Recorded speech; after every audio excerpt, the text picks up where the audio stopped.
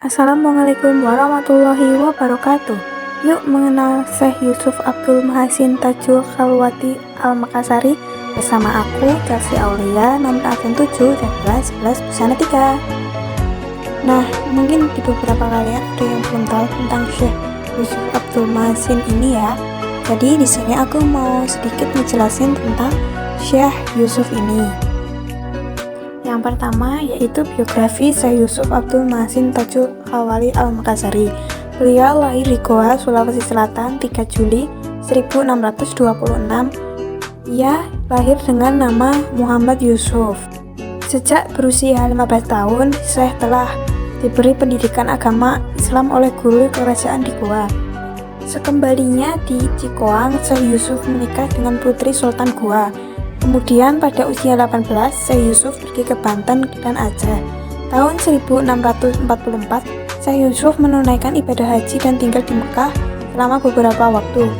Di sana ia pun belajar dengan ulama terkemuka di Mekah dan Madinah. Yang kedua yaitu latar belakang dan pendidikan. Beliau memulai pendidikannya di kampung halamannya, belajar agama di bawah bimbingan para ulama lokal.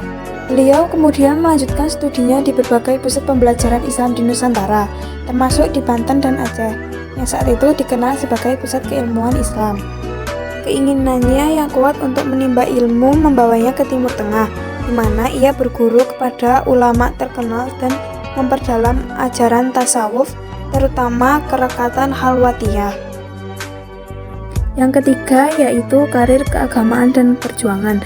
Setelah kembali ke Nusantara, Syekh Yusuf berperan besar dalam menyebarkan ajaran Islam dan mengajarkan tasawuf di wilayah Sulawesi Selatan dan Jawa.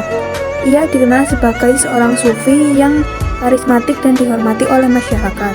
Pada saat itu, ia menjadi penasihat spiritual Sultan Ageng Tirtayasa di Kesultanan Banten.